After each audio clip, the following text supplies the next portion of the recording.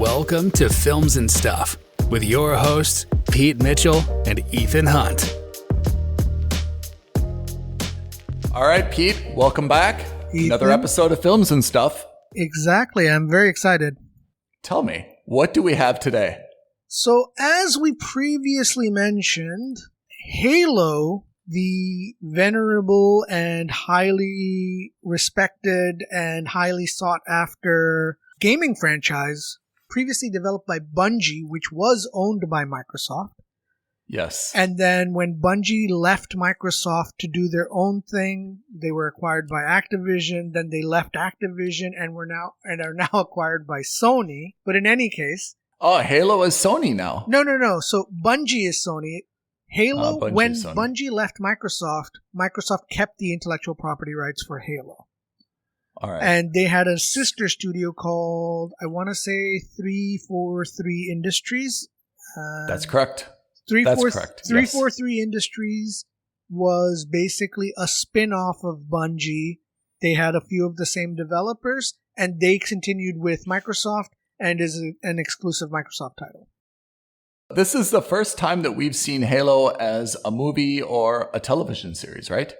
So there have been there was an animated show, and there was a spin-off, and I can't remember if that animated show was a spin-off or like a companion show to one of the games. There was something about it. I remember there was a lot of fanfare around it. And, maybe I'm remembering this wrong. Maybe I'm confusing it with another game, but I certainly remember there being another adaptation of Halo on screen before. But this is the first time that we're actually seeing Halo, a live action, and certainly one starring Master Chief, right? Who's the main protagonist of the Halo franchise games. So to put this in perspective, you've played Halo on Xbox or console, right? I have, yes. Yeah. Were you a big into Halo? Or, Halo, when it came out, on the first Xbox, it was everything, right? Yeah. It was a game changer. It was absolutely a game changer. In fact, Halo for me was the first game I ever really played that had, first console game certainly, that had a multiplayer element. And I actually remember when all of us were in university, there were like 3 or 4 of us who had Xboxes. They got together in one small cramped dorm room, connecting each of the Xboxes with the Ethernet ports and playing on a LAN party style game for the first time ever, right? And I'd never done that before because until then, console multiplayer was everyone 2 to 4 players on the same system on the same screen that was split, right? And now you had 2 to 4 players on each console, and you had maybe 3, 4, 5 consoles all hooked up together on 5 different TVs, 6 different TVs. It was really excellent. Yeah. No fire hazard. No code violations. And this was, remember, back in the day when TVs weren't like these sexy, slim LCD panels that we have today. They were like those massive CRT. The cargo container. That's right. Yeah. Where, you literally threw out, you increase the odds of throwing out your back for every additional square inch of space on the TV. Yeah. So it's, you're talking about playing this in university. Why is it taking so long for Halo to have a franchise? It's still super popular. Why do you think why are they so late to the party? I think there were a lot of problems with the Halo Hollywood element of it. I think there was some people who were previously involved with the show, and there were creative differences and the typical thing. Plus, I think it's also a very hard thing to do until relatively recently, right? Because if you watch that first episode of Halo, you can see that they have blended CGI with live action. And I don't know if that was even going to be technically possible even 15 years ago, right? Yeah, it would have been tough. I'm not saying it would have been easy, but it wouldn't have been. It would have been impossible. But I think it would have been really tough. Certainly at the quality that we're seeing it today. There's just been how many Assassin's Creeds? There's been Mortal Kombat. There's been, even like a Super Mario Brothers and a Sonic the Hedgehog. And I mean, it seems like almost everything that's been, quite popular, except obviously like Fortnite and PUBG, eventually make their way to be, a TV series or a movie. So I'm a little bit surprised that, the Halo franchise, which is really a very, very highly recognizable brand name, even though maybe the gaming numbers are down a little bit, that they haven't done something like this previously. Yeah, I'm okay, to be honest. I'm okay with it because let's be very frank and let's be very clear. Video game movies. Let's be clear and frank. Yeah. Video game movies and TV shows have not had the best history and reputation on screen.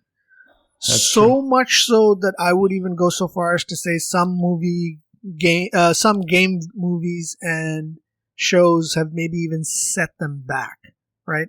Is that your hot take? Is that your hot take? Already, very early in the show for a hot take. I don't think the Resident Evil movie franchise did anything positive for the Resident Evil video game franchise. Yeah, true. I just don't see it happening. I'm not saying Resident Evil. I felt like it's actually one of the more popular though, movies, right? Well, it's one of the maybe not popular, but certainly. Creed. Well, there was the one Assassin's Creed movie, which also did really, really poorly, right? Even though it starred Michael Fassbender. And the Resident Evil franchise, again, the movies they're almost like B movies or modern day B movies now. Yeah. Nobody actually watches them because they think they're going to watch an Oscar-worthy performance. They watch them because they want to see zombies and gore, and that's really all you're getting. So how did Halo end up on Paramount Plus? That is... I guess if it's Microsoft intellectual property, it's probably not going to go to Apple. Okay. I guess so it's not going to go to Amazon. So I don't know who owns HBO, but is Paramount kind of the last streaming pseudo-independent? No, it's not going to go to Netflix. It's not going to go to Disney. Why did Microsoft tie up with Paramount? I think it comes down to the movie history. I think Paramount had the rights. Okay. I think it's as simple as that. I don't know, but my feeling is it's as simple as that because to be honest, this is something that could have easily come out on Netflix or easily could have come out on Amazon. They both are not shy about spending money.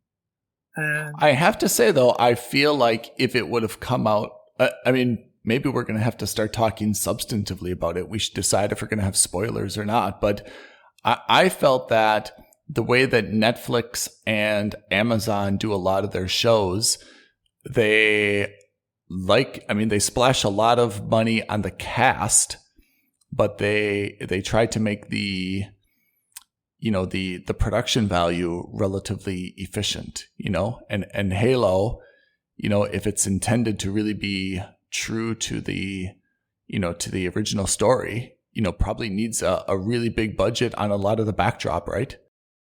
Yeah. It's I futuristic. Think it's high tech, right? I think this needs foundation like budgeting and visual appeal because you're talking about aliens, you're talking about space travel, you're talking about, future tech.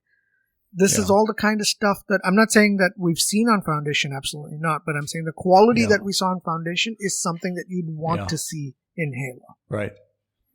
Do you think that they made this? Halo is a very big intellectual property. Is it fair to say that they've done a multi-year commitment to this?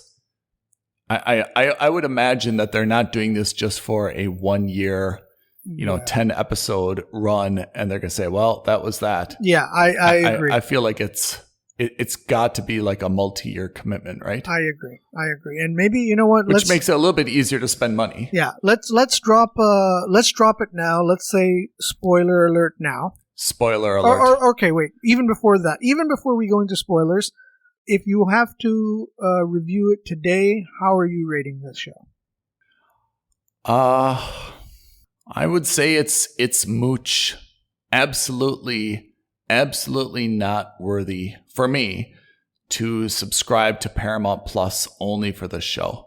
I give it a mooch because if we're going to give us spoilers, the end of it kind of got me intrigued. But up until probably that last 90 seconds, I probably would have said it's a pass. Yeah, I'm going to tell you right now. Maybe this is the hot take. I think right now... It's getting warm. Let's hear it. I think right now, Halo is a pass based on episode 1. Yeah. And again, both of us are going to caveat that we've only seen the first episode. There's still another 9 or maybe 12. I don't know how many episodes there are this season. There's still at least a good 8 hours of story to be seen.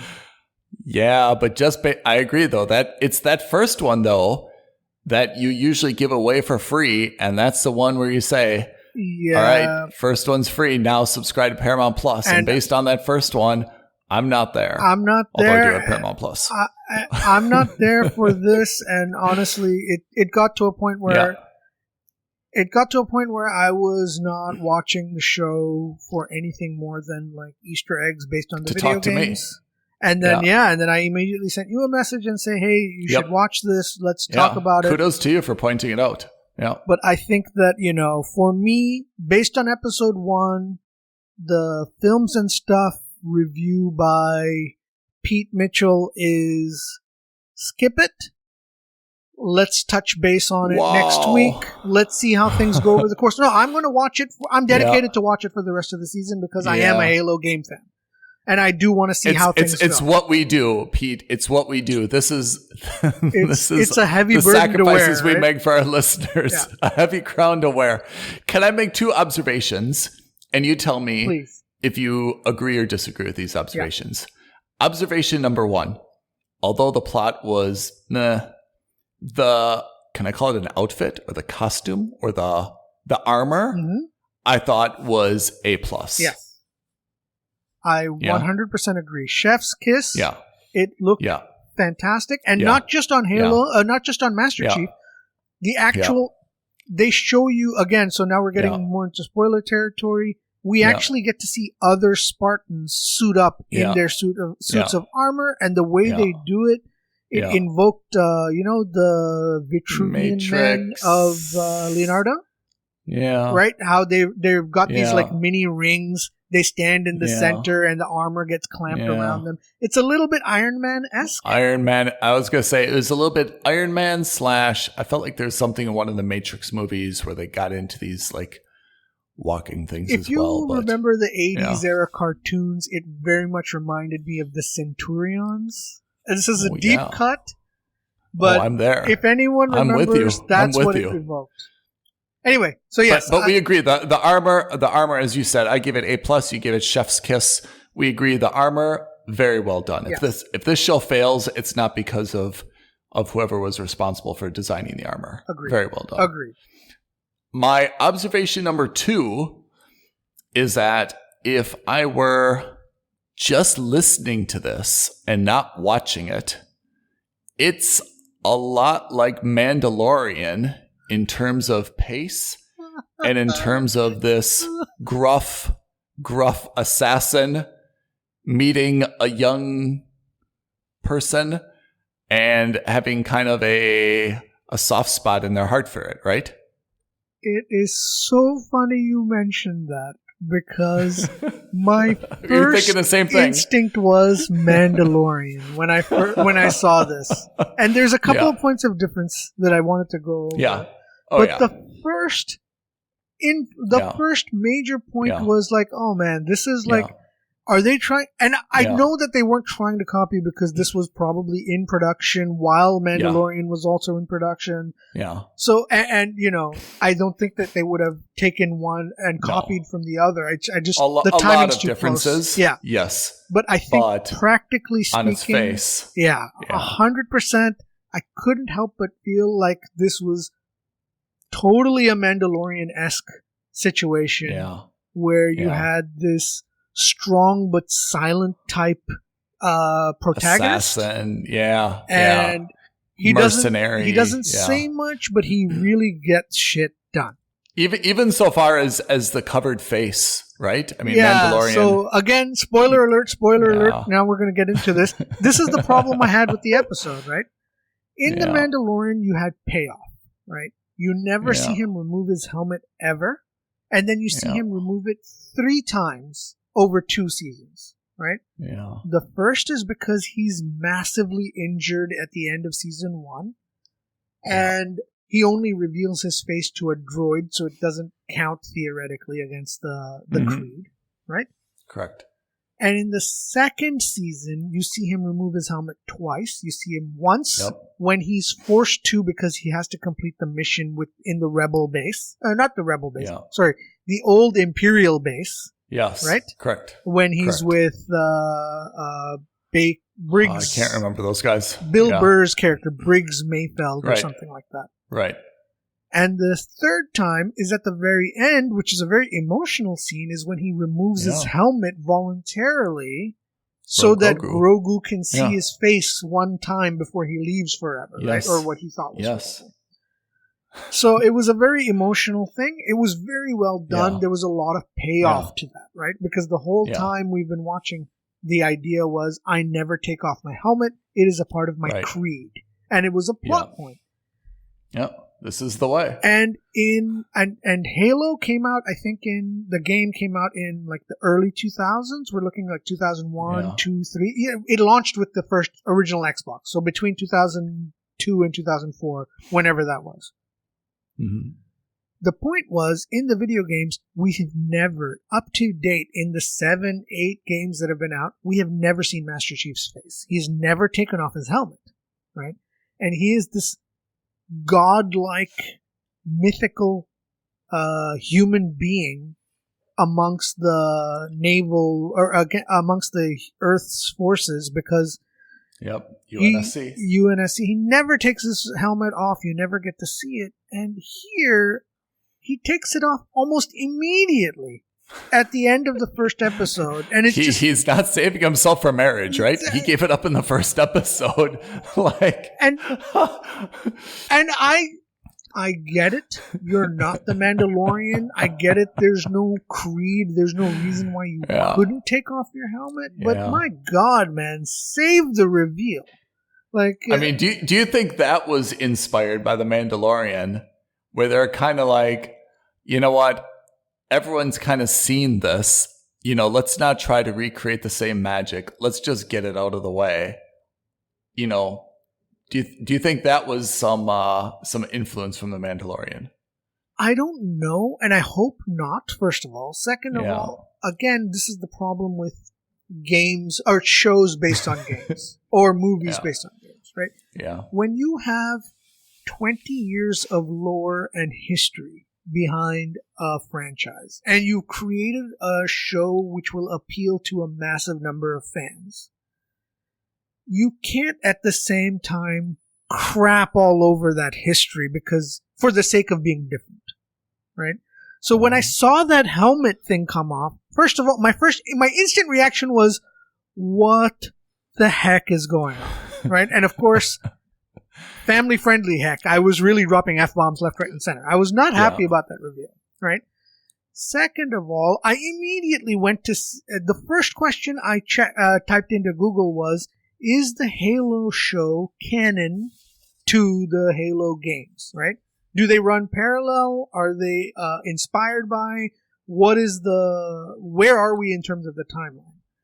And apparently, from what I read, and please, if I'm wrong, readers, listeners, whoever you are, send us messages. I'm very interested in knowing more about this.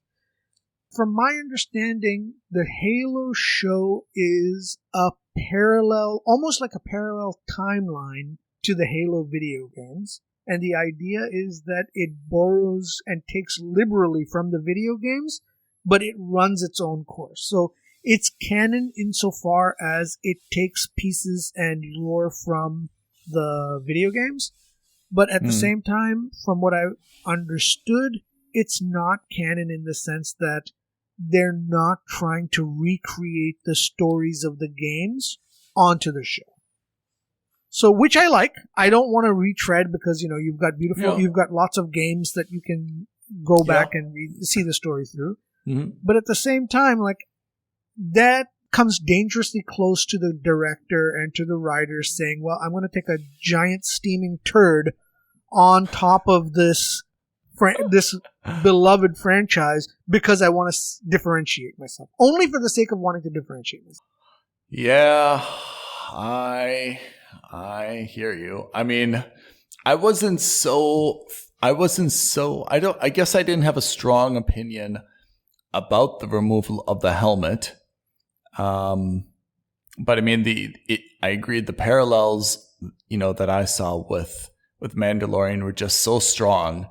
The fact that he took it off right away, I had to immediately like compare it with how Pablo Pascal, right, held off, really until, the last moment again with this emotional goodbye to Grogu, right? Right. Right. I think, as you mentioned, the first two times he took it off, it was somewhat justified, and he could say kind of with plausible deniability, that he still kind of, kept his oath. Yeah, I think. But maybe Master Chief doesn't have the same thing. But as soon as he took it off, I was just like, "Well, all right, here we go. This is it. We're gonna have a series where he's gonna show his face quite a bit." Yeah, yeah, and again, I get it. It's necessary because you don't also want to have your lead actor behind a helmet the entire time, right? And yeah. As much as I love Halo, the reality is that Star Wars as a franchise is so powerful, it can afford to put famous faces behind the screen, behind a helmet for the entire series and still be a massive success for that star, right? So we're not super concerned about seeing Pedro Pascal's face when we see him in that suit of armor because we know what that we know the implication of that armor is. So the way I'm looking at the show, I expect that, and the way he's been portrayed in the games, Master Chief is very much like a combination in this show of the Mandalorian and Jack Reacher. And by that I mean the Jack Reacher from the new Amazon series, not Jack Reacher from Tom Cruise's 2 movie adaptations. Which is to say he's very efficient. He's very, stoic. He doesn't say much. He doesn't show any emotions, but he's very skilled at his job, whatever that is, right? And in this case, we saw that where a team of 4 Spartans were able to basically take out an entire platoon of aliens in the first episode, The Covenant. What did you think? Can I just ask and interrupt?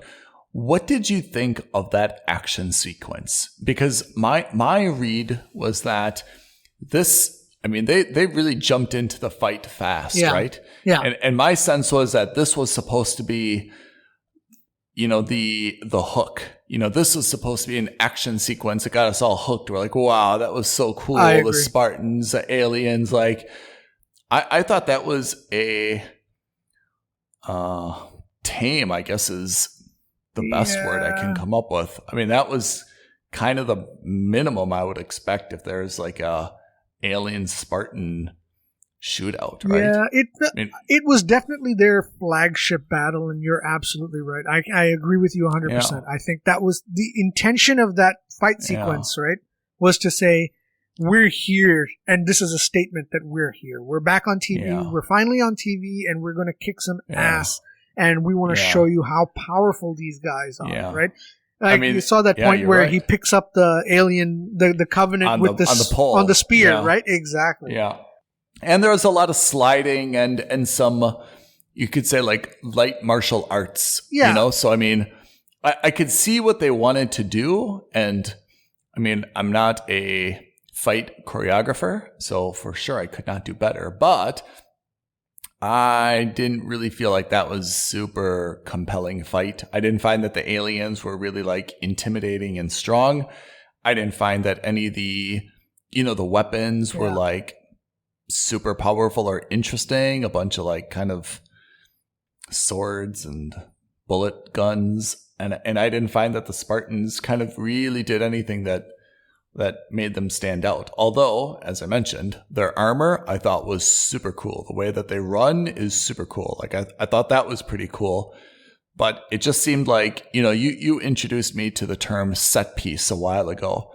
To me, that just seemed like a set piece. There was nothing that really kind of like explained it all. Like how this thing like just kind of happened so quickly, right? Okay, where did the aliens come from and why? And where did the Spartans come from and how did they get there? And like, it just seemed to be, kind of manufactured like really quickly. Yeah.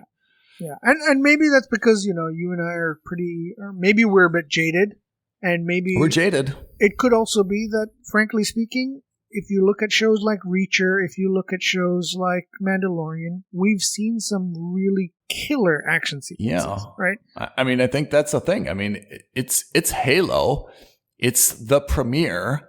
I don't think that I'm being unreasonable by saying, Microsoft and Paramount Plus, show me something that's really bloody cool. Right. Yeah. Like, show me the Lamborghini of fight scenes, right? I want to see the best. Yeah. I mean, this is, you want to hook me, but I mean, I have to say, like, that was pretty, all right. Golf clap for Paramount Plus. That's, you make movies for a living, action movies for a living. I kind of felt like they just did the old copy and paste of something else that they've done in the past. And I was not really at all like compelled by it. Yeah. And that's disappointing because I wanted to be. Yeah, I think they could have done more with it. I agree. And please don't hold me to that in the sense that we are not fight choreographers, right? But I just feel like it felt a little, I don't want to say underwhelming, but it certainly wasn't overwhelming. It was just whelming. Yeah. It was just whelming. Right? It was just... like I said, just kind of what you'd expect from Paramount Plus and Microsoft and Halo. Like, okay, golf clap, well played. Yeah, but you'd hope for Move more. On. You'd expect a little bit more, only because, in the games you only ever really play as Master Chief on his own, right? It's always a one-man army thing, and here you've got a squad of 4 of them. Yeah. You'd hope that there would have been a little bit more interaction rather than one sniper on Overwatch who's sniping every once in a blue moon. I don't know. It just felt, it was fine. Yeah. It was fine. Yeah. So, I agree. Again, not a knock against it, but certainly not something that's in favor of it either. Yeah. I mean, I'm really hoping there's 9 episodes. I mean, they've made 9 episodes. Only the first one is released. Okay. I mean, it's not absurd to believe that by the end of the 9th, we're going to be just totally, totally hooked. It's not that weird to assume that. But the problem for me is that the first one should have been the hook. The first one should be the best one. This isn't like some sitcom pilot where you're trying to kind of figure it out as you go. Who's the funny one? Who's the handsome one? Who's the quirky one? Like, you've already got the roles of everyone. You've got kind of a general storyline to follow. Like, all this should have been worked out, and you should have been focused on having some really cool stuff there. Yeah, I agree. And again, your point comes out of the fact that if you're making a movie or a show based on a video game, do you want to retread the base information that everybody already knows from the video game? Or do you want to just assume that we're going to make this as if everyone knows, and those that don't, we'll get them on board eventually. I think in that first episode, as you rightly pointed out, you don't want to waste time with... Yeah, you got to pick an audience, right? Yeah, exactly. And I don't think they did here. They were at half of it was them trying to explain the lore to people who have never heard of Halo, and half of it was them trying to prove how badass Master Chief is based on the video game. Let's take a moment to hear from our friends at Nerds Talking. Hello, this is Lafayette. And I'm Carlos. From Nerds Talking the podcast. That's right. Where we talk about everything from UFOs, comic books, movies, streaming services, conspiracy theories, ghosts, video games, and more. Kick-ass. All on Nerds Talking the podcast. You can find us every Friday with new episodes on all digital platforms where you find your favorite podcast, Nerds Talking the podcast. Now back to the show.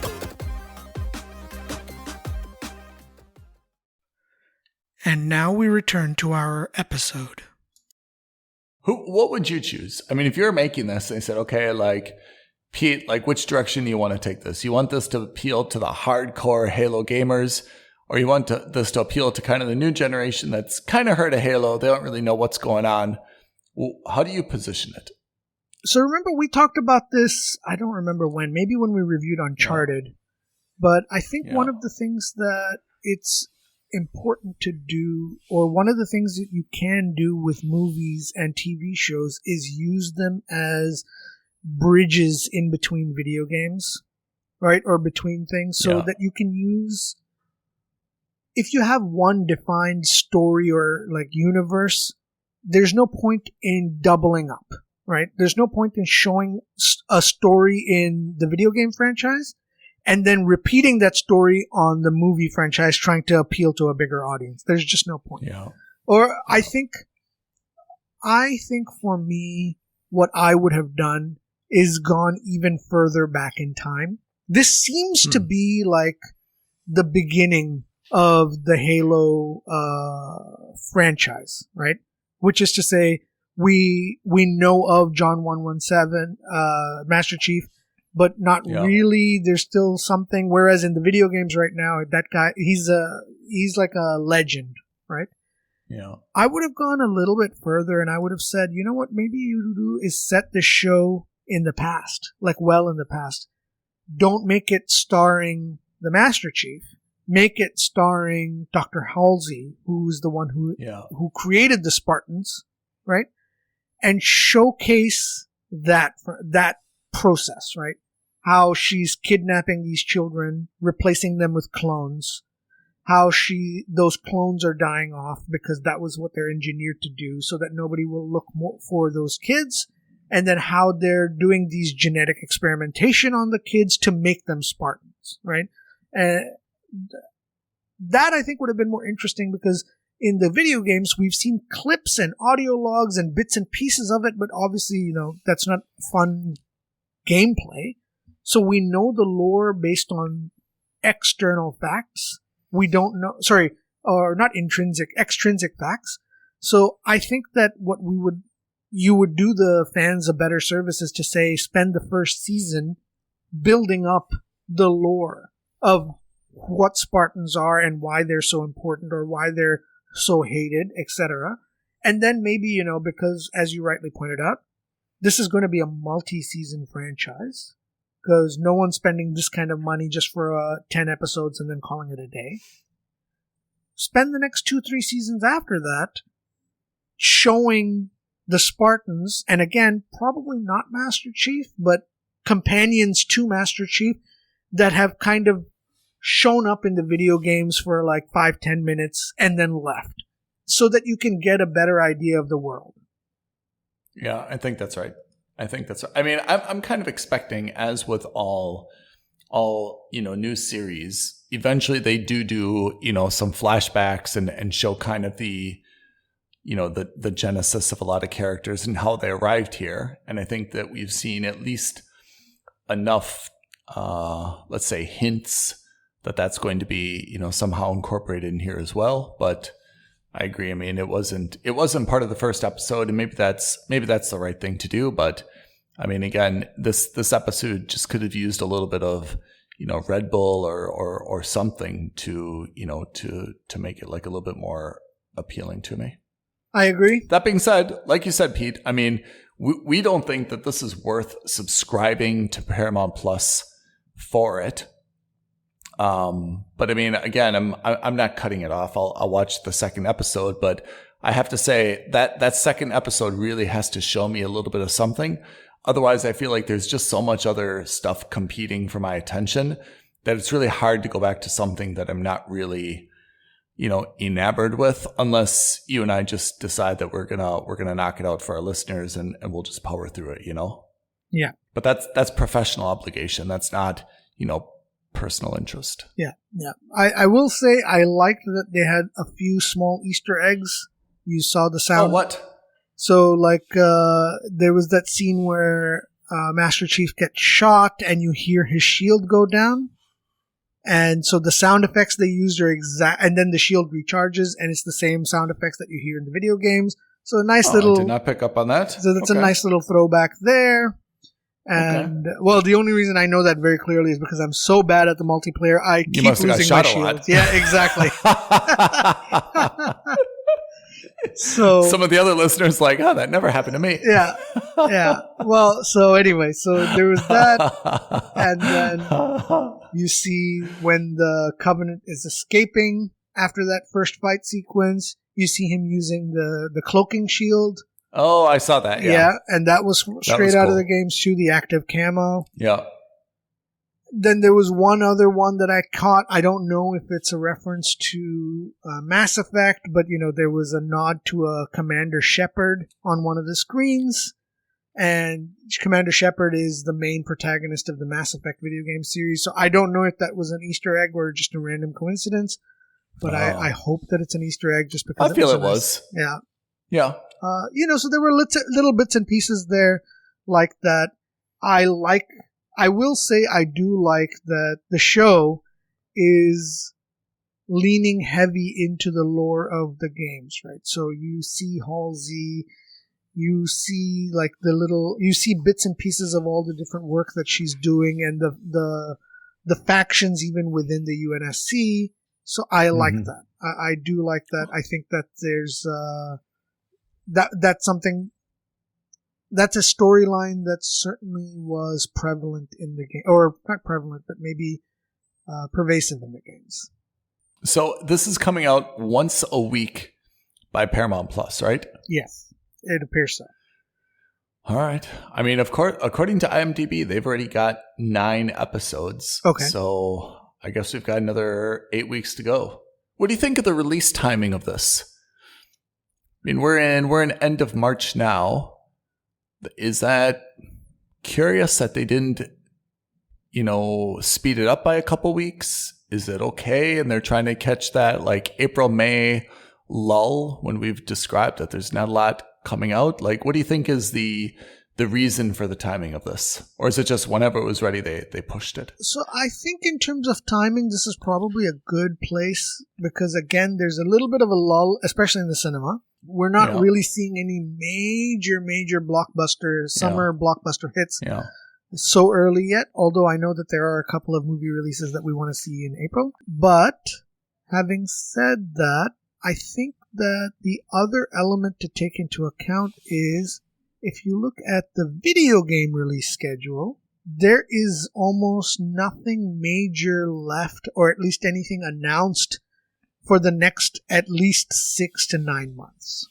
Yeah, that's right. So I think what this allows Microsoft to do for the next 2 months, assuming that the show is a success, or at least well liked by the gaming fans, I think what that allows Paramount and Microsoft to do is keep the video game Halo Infinite alive and relevant in gamers' mindsets.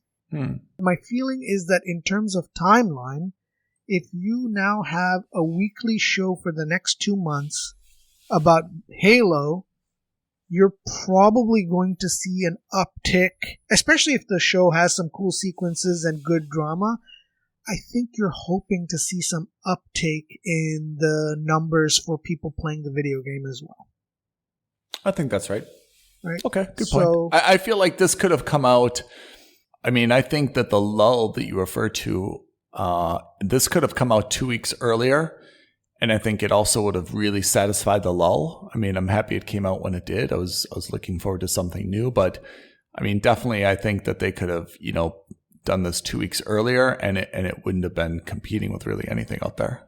And even if it were, right, I think it would have also kind of been less jarring to see how generic or blah this show is so far. So, and again, sorry, Paramount. Sorry, Master Chief. Yeah, I mean, look, I say this out of a place of love. I really do like the franchise. I think there's a lot that they can do with it. What do you think of Pablo Schreiber? Do you like him though? I mean, I didn't know that was going to be who played Master Chief. What do you think of the casting choice? No issues there. I don't know because again, we've never really seen Master Chief. We've never seen his face ever. So it could have been anyone for all I care, and that's fine. He seems like a handsome young man fine. There are rumors I read this morning. Hilariously enough, there are rumors flying around that he could be the next Wolverine in the Marvel Cinematic Universe. Oh, really? It could be Wolverine, but he didn't say, but it just came out in an interview that he's been talking, or he's been in talks with Marvel for some role in the MCU. And I don't know much about this actor, but everyone seems to be saying that, well, it only makes sense if he comes in as the Wolverine. Which, I guess, I mean, I don't know.